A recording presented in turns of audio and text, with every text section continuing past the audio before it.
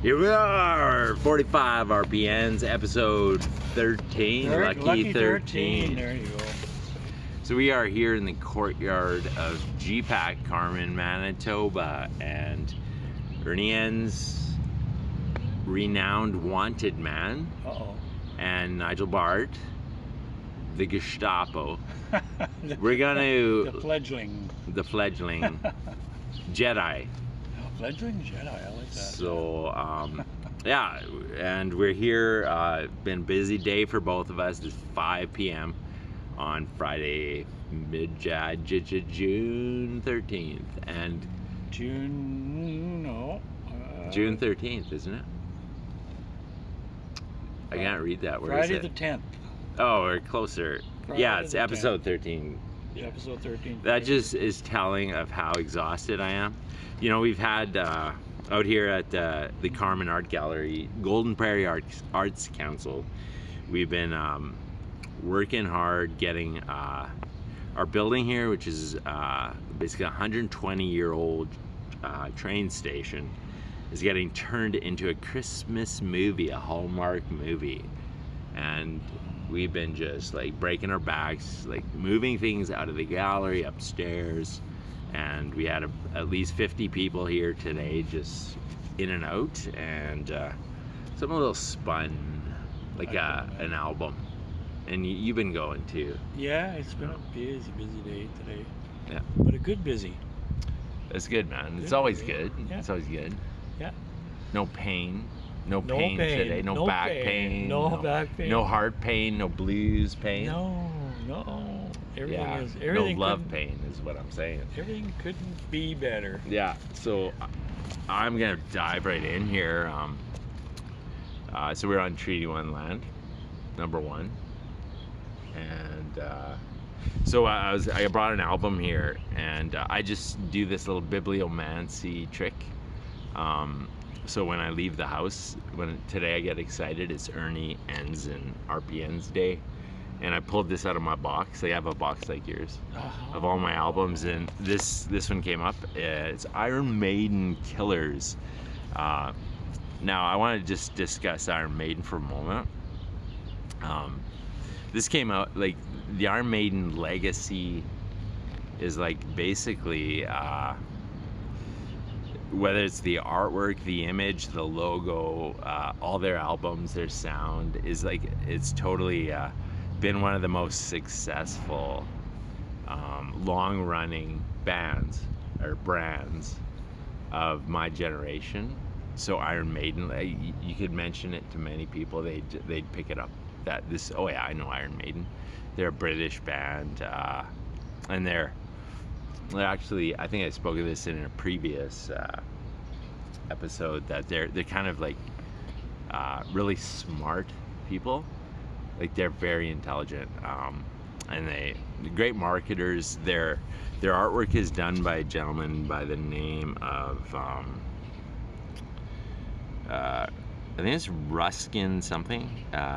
Actually, I don't have his that artist name. I will be. I'll release it on the website in the deets, and oh wait, illustration, right there, front cover illustration. Derek Riggs. He's like one of the aspiring sort of artists. I've always like aspired to draw Eddie, which is this character, like, since I was a teenager. And you know, like, my mom would say to me when I'd listen to some of their albums, she'd say, "Nigel, turn that off. It's like scary music." And I was a very smart kid, and like in my junior years, and you know, I feel like music is one of those things that, as an artist or a musician, you know, I know for a fact that a lot of intelligent kids listen to like heavy metal or like a heavier sound, and you know what it's about is what I believe it's about. And I've read too that a lot of kids mask their nerdiness or their intelligence with sort of like cover like that. So you look at basically you look at sort of the imagery, the image of Iron Maiden, which is all about like war and sort of violent stuff, but it's like history, it's historical, but they turn it into sort of a scary thing. But basically, So what is their lyrics? Are they like? very smart lyrics. They're all history, like the battle of whatever. Like they know all the battles. They're historical lyrics. So and it's all based. Like this one's based on Jack the Ripper, I believe. I've like heard this, of that guy. yeah. So it's historical, and yeah. And what year is this? I would have been 70 something. 81. Wait, this one's 81. This one has Paul Diano as vocalist. Later he switched to Bruce. Yeah, that's not coming to me. Not Bruce Springsteen, obviously, but Bruce Dickinson. Do you know that name? No. Yeah. And the backbone of the band is Steve Harris. He writes all the songs. He's a bass player. Oh. Very intelligent. It's all like bass driven. The music is pretty potent stuff. That's right up your alley, eh? Yeah, Bass. that's why I probably like it so much. Yeah. So this album is like a collector item. I think it's like a pure. Yeah, It's I've got- seen it like at the record shows and stuff. I have seen Yeah. it around. But and So, you yeah. you said this character was Eddie. What does that mean? His name is Eddie. Like he shows up in all of the posters, all of the brand And promotions. That's different characters, but his face is always the same. So he's like a monster sort of face, or a mummy sort of face. Yeah. Eddie, good old Eddie. You know? Yeah, I know nothing about this band at all. I've seen Yeah. the album at record shows and stuff. I would say. And don't let the sort of the violent sort of demeanor of the cover art throw you. Like these are top-notch musicians, and you know, honestly, it's not. They're killer musicians. It says right there. That's right. That's right. Funny little story about this album, and then I'll shut up, and then we'll talk about one of your albums. But one thing, I had a great uncle, and he was an old man when I was 12, and I was listening to some of this, and he's Uncle Joe, and he's since passed on, but he came up, and I was listening with my headphones at a wedding in the country, and I was like, and he comes up, he's a musician, like a great musician, a clarinetist, and many other instruments, and he said, he's like in his accent, he's Ukrainian, and he had such a wonderful laugh. He's like, "What are you listening to?" And I'm like, and he's always like, "Boys." So, what are you listening to, boys? And I'm like, well, it's I don't think you'd like it. And then let me listen. So he puts on the headphones and he's listening for like the whole song. He's like, "Huh, I really like that." And then he gives a big laugh. He's like, "Ah." And he had a squeaky laugh. He's such a wonderful man. So, I mean, Iron Maiden is like not for the cover art is not for the faint of heart, but it's a beautiful way to I don't know. It's good music nonetheless.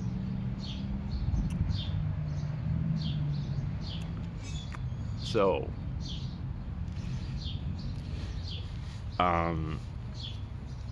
you know, what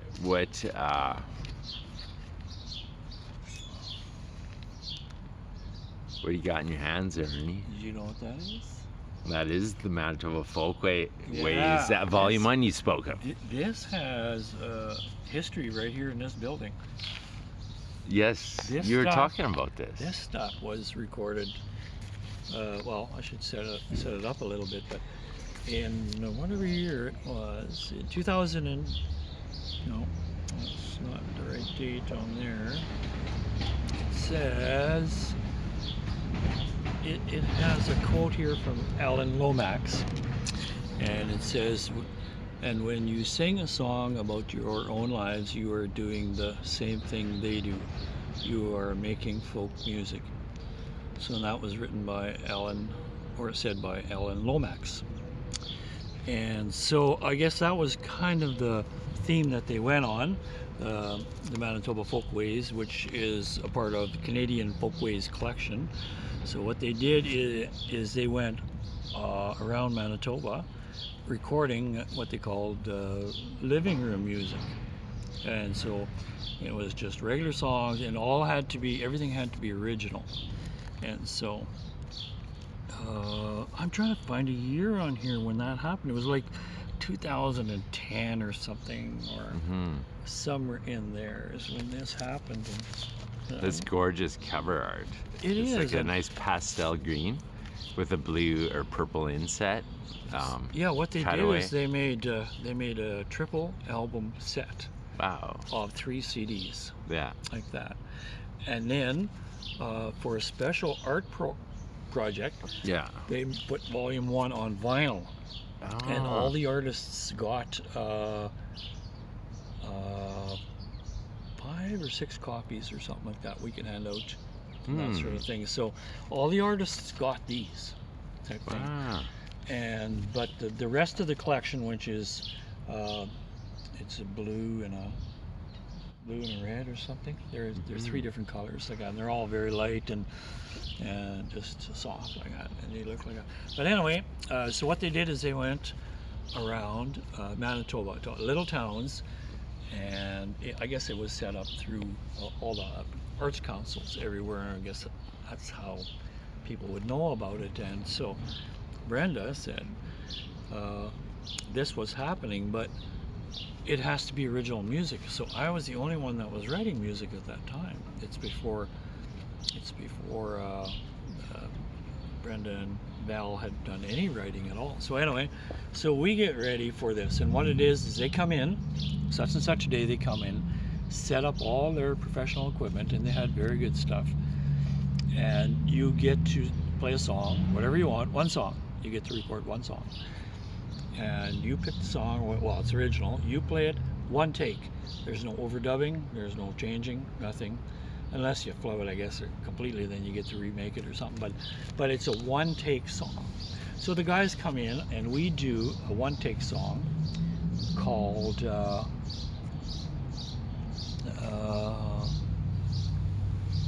think it was They Saw the Rain.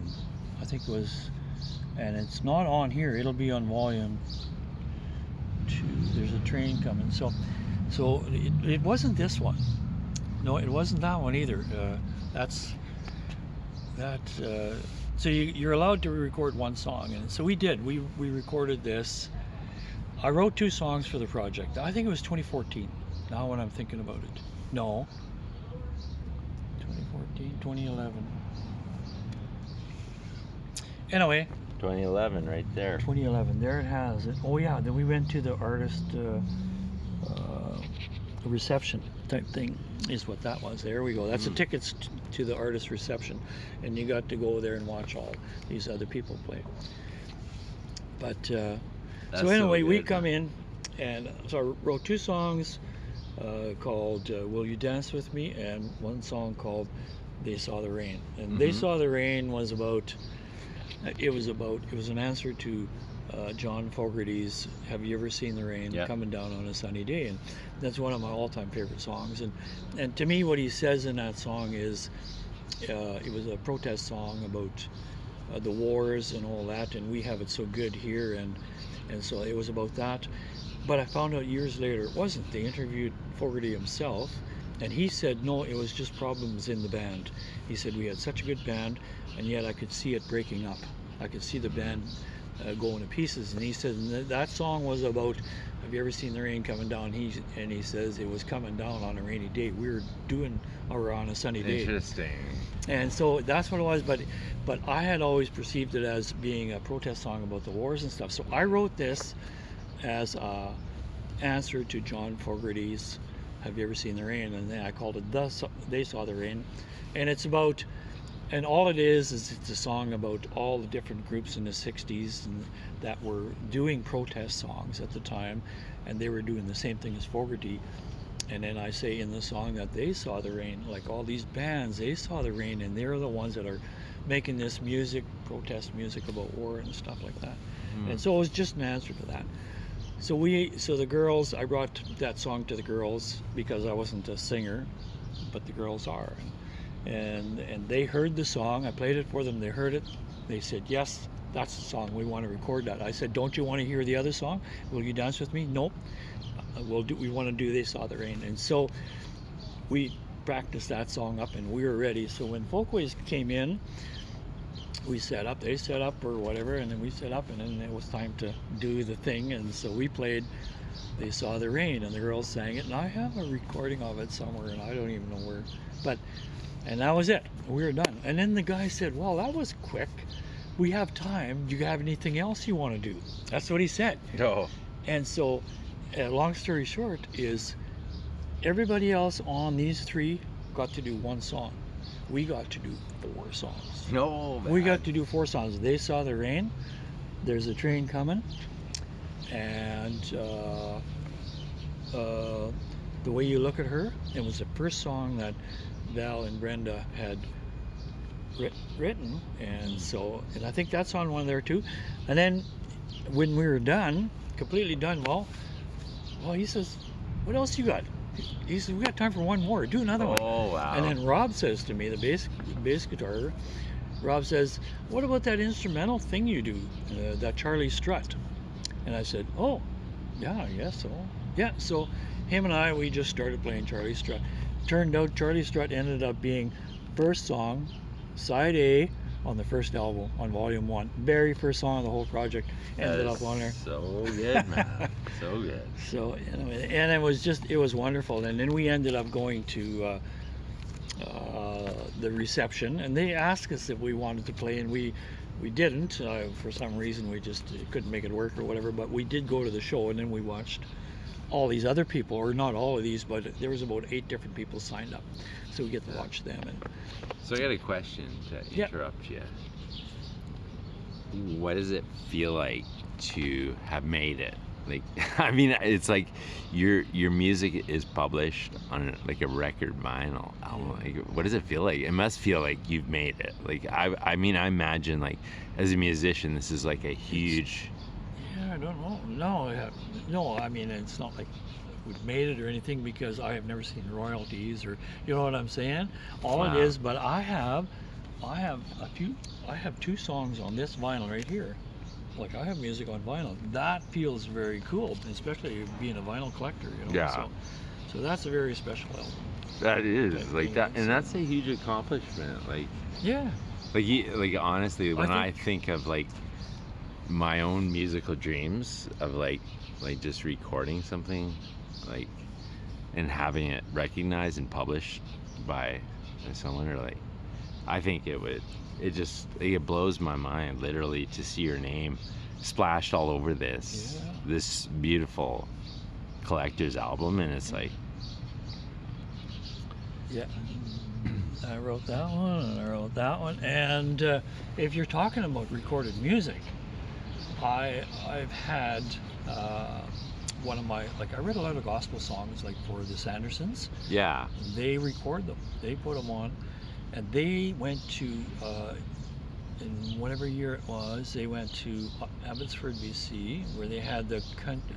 I think I've talked about this before, about the Country Gospel Music Association. They have their things just like the award shows, regular award shows, and they have it in gospel music too. And the Sanderson went to that, and they won it. They were duo of for all of Canada. They won it with one of my songs that I had written. And to me, and you've never received a royalty or credit. Well, no. Well, the thing is, I get paid for recording rights. Like, they have paid me for recording rights, but whatever happens after that, I don't know. And then I've had a song recorded by a girl from Portage la Prairie called April Dawn. That's her stage name. And she had recorded one of my songs, and it went. I heard it on a AM, I think AM or FM station out of Chattanooga, Tennessee. I heard it played there. So it got airplay in Chattanooga, Tennessee. That song that April Dawn sang. And then, Someone's collecting your money, man. I don't know. I don't know. And then, It's hilarious. And then I had one of the songs, I think that same song also had airplay in Edmonton. And Oh my God. So I've had songs go, Yeah. get airplay, and then, yeah. That's impressive, man. Like Well, I'm sitting next to a famous musician I think I'm just here. lucky. I think I'm just Oh, very man. lucky, I don't think so. I don't think you like are this, lucky. like to have my name on here, that is all thanks to Brenda. Brenda with her connections and with her talents and all that. I'm on there, but really it's all credited to Brenda that But you're extremely humble too, because you're a remarkable musician, and you got the character to collaborate, which is like, it's just like, honestly, I think that musicians are who are successful like yourself. You work hard, like really hard, and you're humble, and you don't claim any kind of credit, like you. So like when I see this, I just think that you're Well, I aspire to that. I aspire to that, because this is a very visual, like it's a very snapshot vision of like how musicians get successful and how they maintain that. yeah. Well, I don't consider myself successful, like as a musician, like financially, that sort of thing. Yeah, it's not always that. But writing songs and performing music and all that, I do that for the pure love of it, the pure joy. It's these people like Brenda that put me on here, Sandersons that take and record my music and put it out there. Those are the people doing the work. I just had the fun of writing it. You know what I'm saying? But it's not just fun, because like some of the blood and sweat that went like in your life, that your heartbreak that went into those songs. Yeah. Like that's what absolutely. you, like your background that grew you in this, like your experience here. Yeah. So Yeah. I always think, like, just as a reminder, Ernie, that you're a top-notch musician here, and to claim it is like a wonderful thing. Like, and I think like, but you're not an arrogant man, I know, and but your quality of like personhood and musicianship is just amazing. So. No, thanks. I appreciate that. But, And I can see why you look at me crooked when I bring an album like Killers, and you're a gospel music writer. I read a lot of gospel music, and I read a lot of. I see where how that carries, because you have such a strong character, a good character. So it's just the whole. I think I've just been very fortunate, to know the people that I know in the music business, and like we were talking about, for these songs being on vinyl and all that stuff. I have a friend. I used to have a friend, or a guy that I used to play with, and he was a songwriter, and he wrote some pretty good stuff, but he was so scared of somebody stealing his music. Oh yeah. That he wouldn't play it in front of people.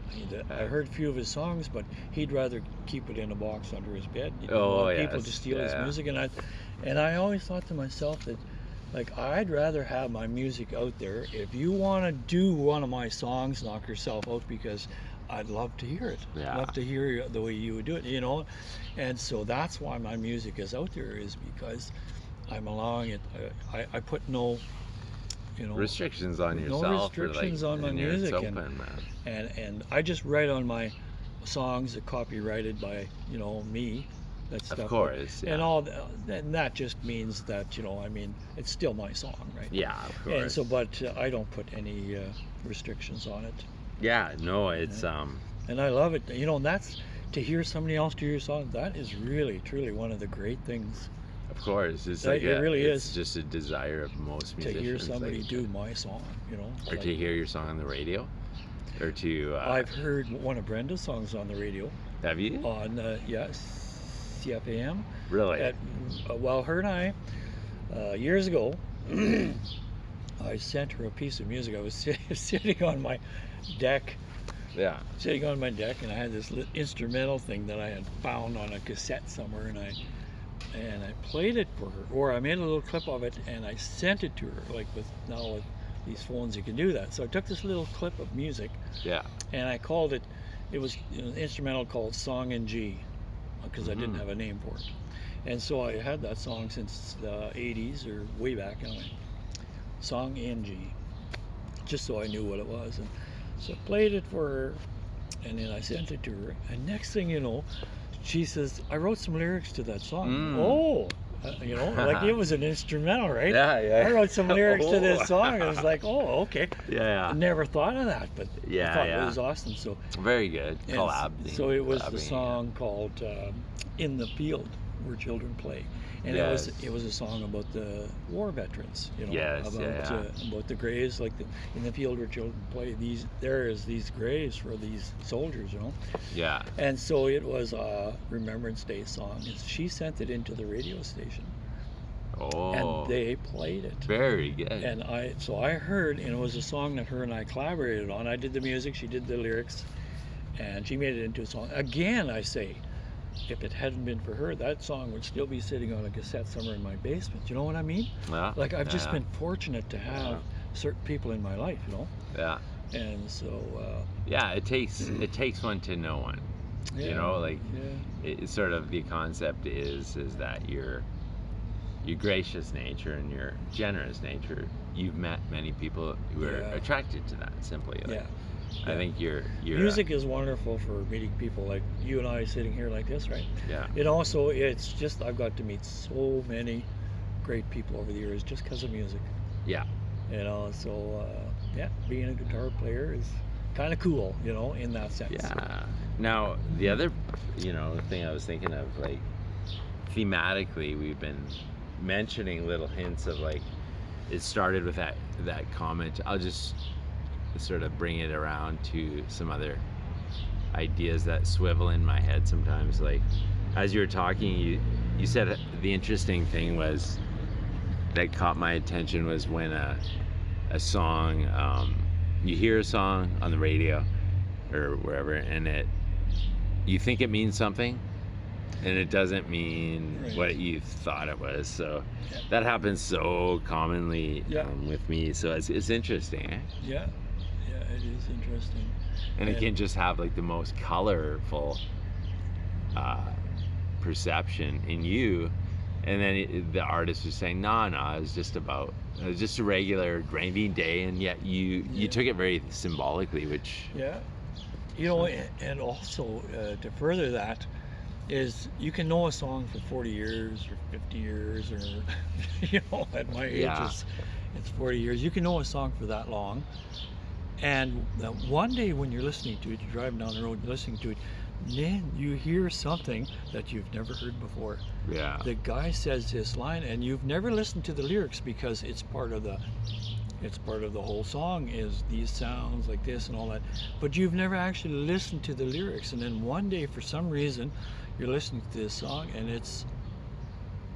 that's what he says in that song, and then you have this realization of what the guy said, and that happens to you all the time. It's like, that's cool. I never thought of that, totally. you know? It's trippy because I've had that too. Yeah. And also, like nowadays with digital and all that, the stuff is so clear. Yeah. And, and so you've heard these songs, AM radio songs, for all those years, and you never really listened to it or knew what those lyrics were. But with the digital side of it, all of a sudden you can hear crystal clear what the guy is saying, or whatever. Yeah. So that's really cool. Yeah, for sure.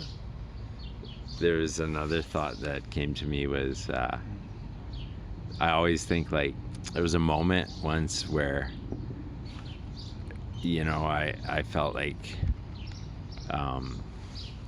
you ever have that feeling that a song was written right about you, and like it was like almost like it's a feeling, like an uncanny feeling, like you hear a song about Killing Me Softly. Yeah, and you almost like, oh my God, that song is about me. And but it's like the Killing Me Softly syndrome. You're right. But what I was going with was that, like, as we age, I just wanted to address this as a musician, and when I was younger, I always like aspired to be like a musician. I listened to tons of music and just I listened to the sound. Mostly, I wasn't really tuned into the lyrics so much. I loved just whatever music. What in age? Oh, all the way from like what 8 years old to Oh, okay. to like I listened to music more like 10, like when I was Yeah, a I think teenager than it. Yeah. But in terms of like this, it's almost like a metanoia feeling when it's a feeling you get when you hear a song and you're like, holy, that almost sounds like it's about me, you know? And suddenly but the real wake up, it's like a waking up to the fact that these artists are people, you know? And so it's like an empathic wake up that like the artists are singing about stuff that we've sung, like if we've lived, you know? So it's their interpretation of what we've lived. Like everyone lives life and we all have like similar biology, but when you think of like guys like Elvis, for example, singing Blue Suede Shoes or something, then and then suddenly the wake up is, or the metanoia is like the opposite of paranoia, but it's like a feeling of that we're all on the planet at the same time. So this gets a little bit philosophical, but all I wanted to say was that music is a great way to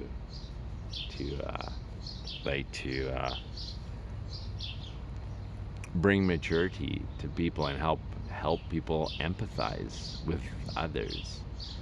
You know, like help people connect is what it's about. So. Yeah. No, I've never thought of music being about me. You know, that sort of thing. Well, not so much about you, but like a connector with you and other people, like communication. Yeah, I don't know. No, never really thought about it really that way. It's just, yeah. But I've had that same love of music since. That's why I asked you at what age, because I was kind of thinking, what age did I get into music? Because I got hooked on music real bad at a certain age. Like before that, it was like I was a guitar player. Yeah. From the age of 10.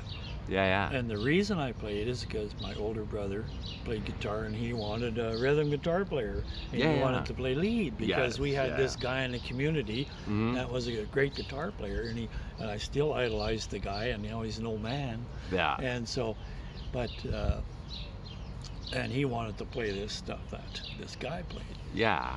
And he wanted somebody to play with, so he forced me to play. And he was always kind of like mean to me when I was little, and but it was just normal, right? I mean, big brothers are always like make the little brother do what he says, right? And so that was the case. So I caught ball for him, like I played backcatcher for him because he was a pass ball pitcher and a very good one, very good. When he got older, like all that practice paid off because he was really good. And so my hand was quite hot after after his practice. My glove was actually hot. Yeah. But anyway, he made me play guitar, so I showed after me practice. These. Yeah. I don't know what that, but I'm just saying that was one of the things he made me do, and then he made me play guitar. So I did out of I had to. So I played these, and so I'm not even sure where that all went. And then as things progressed, and then I had this thing right from young. Original music. Original music. Like right from young, I would take this key of D, and then I would do, and I just did a little thing in key of D. It was like, and then you say, I made that up, So that was in me right from young, is to do original music and type thing. So I would play, and then all of a sudden, I started to listen to. Like the radio started to really like songs like Mendocino by Sir Douglas Quintet just grabbed me. It was like I want that sound. I want to I never really thought I want to play it. I just want to hear it again. I want to hear it again. Like I loved it. And songs like that, and Judy in Disguise, John Fred, and all this, and then No Sugar Tonight, Guess Who, and that was just blew me away. And all these songs just blew me. Every time a new song came out, it was just like the greatest song ever. And then one day I heard Last Train to Clarksville, what we played last night at band practice. Yeah.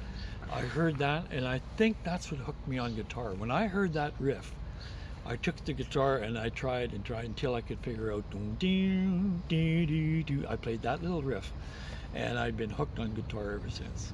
And so that was kind of the start of it. And I think that was probably the age of maybe 11. I don't know what year. What year did Last Train come out? Yeah, it was 68? 60.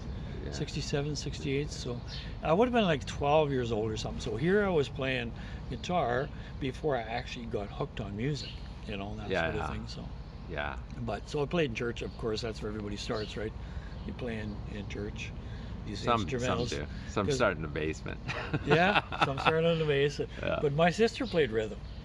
So I was lucky. When I started playing lead, I had a guitar player, and so she was, she wanted to play it. Nobody forced her to play. She loved it. And so she'd play rhythm and I'd play lead. And then we went on to be this kid, kind of the showcase of these two kids. And I always wondered what the big deal was. But now when I think back, when I watch little kids play, it's like I'm drawn to that. It's like, that's so cool. You watch that, right? Yeah. And that's what we were. I would play these songs. And then we kind of got into the the entertainment part of it. Yeah. And then we would play. She would strum and I'd hold the chords. Yeah. She would strum and I'd hold the chords. And then she'd hold the chords and I'd strum. So we kind of did that. We did that way show back then. kid, man. That's awesome. And then, how much time do we have? Oh man, we still got 10 minutes. Man. And then this all happened in Elm Creek. What I'm talking about, because we would they would have these shows at the Elm Creek Community Hall. Yeah, Elm and Creek, of course, Manitoba here. Yeah, so these Wingham kids, who we were, The Winghams. the Wingham kids, would get invited to play there because we were starting to become this, these people wanted to hear us and see us.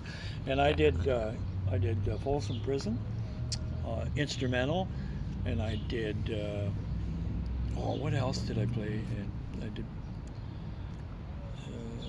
I forget exactly some instrumentals that we played back then, but and then I'm sure, one day I got this idea, and this is long before I knew about strobe lights. I didn't know there was such a thing as a strobe light, and so years later I thought, I invented the strobe light, but I didn't. I mean, at the funny time, how the mind works. Yeah, but at the time I didn't know there was such a thing, so I made a strobe light. Then years later, I mean, you can buy them, but That's what it was I'm talking about is that developmental sort of metanoia is the symbol, the term I'm using. That's exactly what I'm talking about. Like when I was a kid, I remember. Oh, sorry to jump in there, but I remember writing a little rap song to me, and I thought it was the greatest thing ever. Yeah. But then, as I grew up, I almost thought that was pretty cool that I could write when I was 10 years old, write a song even and then put lyrics to it. Like poetry. Yeah. It is pretty remarkable that kids can do that, but the feeling that maybe it's our way of understanding the world around us. Yeah. And it's much and it's a very spiritual thing. Like when a kid learns how to relate to the world around them and know they're not separate, from. They're not really to feel like a part of something. a part of Yeah. So when you say that, man, it's not unusual. No. And it's actually really cool. But we're gonna wind her up as we got a few minutes. So you're talking about sort of being a child prodigy sort of band sort of thing. It was kind of weird, when we were young. And that's not typical, man. It's not typical. You were kind of doing something that was really cool, but it's not typical. Not everyone does that. No, I guess not. We were recording my brother, younger brother, he played guitar too, and we'd get this cardboard box and we'd have the neighbor Guy. That was literally his name, is Guy, and he would come over and he'd drum for us. And I'd put a microphone inside this little plastic microphone, and then I'd have my cassette player and I'd record, and we recorded all this stuff. That's not someday, that's not every kid's Someday- journey. Like No, you are. I just loved like, it right yeah. from, and I like the original material. So someday at practice, remind me, I'll play some of this stuff for you. Yeah, We'll do the instrumentals that I wrote when I was like, yeah. 14 years old or something, or 13 years old. You can do that. You can pull it up. And Yeah, yeah. I wrote remarkable, a song called "Keep Off the Grass / Weed." Oh, That's what it was dude, called. buddy. And if you know Cosmos Factory, CCR's Cosmos Factory, the first song on the album, I think it's called Ramble Tamble, Yeah, right? And you know how it's two different songs? He changes Yeah. from one to, and I wanted to do that, so I called this song, I did a piece of music, and then I changed completely to something else. yeah. Because I wanted to do that, and it was called Keep Off the Grass / Weed, is what it was called. Oh, that's good, man. Yeah, That's good. So I'll play it for you someday. I would love that. Yeah. So here we are at GPAC. But, I really want to thank you, Ernie, for opening up that story. Like that's cool, man. well, yeah, it's and- just awesome. It's just awesome. It's an awesome life. to be a musician and meet people. It's just awesome. It's just a lot of great people you meet through it. Yeah. You know. There's also something to be said about like the looking at life through not through jaded eyes, but through sort of like Through happy eyes. happy eyes. I Man. know, I know. That's a good song Yeah. to come out, but happy eyes, but also like innocent eyes, or like looking Yeah. through the world through a lens of like perhaps we don't know everything, or like we don't understand everything. And I think you've captured something here in this episode 13. Yeah. You've really stated something that's important for us to know, that the more we understand where we've come from and who we are, Yeah, a little more innocence in life would be great. Yeah, I've thought of that lots of times. yeah, But I mean, you can't hide life experiences, right? we're always innocent They're though. just- Like we are always innocent. Like this is the philosophical side of me, is saying, no matter what age bracket we are, even when we're kids, we're like, we've experienced stuff that is hard on a kid, Yeah. like whether Oh, it's yeah. like, so innocence is sort of a myth, but just saying, like, at this age we're still innocent. Still We're still innocent trying in to figure it out. innocence, Like yeah. this whole podcast is about Yeah. trying to figure it out, which I forgot to say. Here we are, Carmen, Manitoba, talking about music, collecting, and whatever in between. Here, recap of the episode. I started talking about Iron Maiden Killers, and Ernie Enns here brought forth Manitoba Folkways Volume 1, an album he was a big part of. And then we talked about Ernie's passion for music and his growing up as a musician. And philosophically, we talked about how music is a great way to understand ourselves and relate to the world. So Yeah, well said. June 10th and episode 13. Kind of a smoky looking day here. We're outside. Hope this actually can hear us. Yeah, this is our first podcast outside, and Wow. we never even talked about this courtyard, how beautiful it is. Yeah, I planted flowers here for the first time ever. Like that, isn't that cool? It's very nice. Very nice, and all the pictures. How many of those did you paint? Some Some of them? Not any of these, man. None of these? No. But I'm having a show, a visual painting show, sculpture, like an art show here. I booked it March and April of 23. Nice. That's like pretty Oh. cool. That for an artist, that's basically, Well, yeah, and to look for the anticipation of it, is just so cool.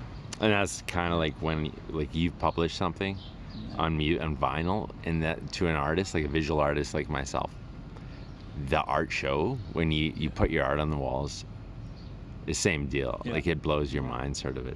And I'm very humbled. And it's gonna be for humbled sale? about it. Yeah, Yeah. yeah. I'm gonna rake in the money. I'm all about the dollars, you know, the Benjamins. I'm sure you are. Oh, that was. I'll cut that out. I didn't want anyone to hear that. Yeah, No, well, what- it sounded ironic enough. I think you could leave it in. It could be good. That's good, man. Yeah. So there we are. Hope you guys have a wonderful weekend, and it's ready to rock and roll. Turn up that music and crank it up and enjoy. Peace out. Yeah, stay cool.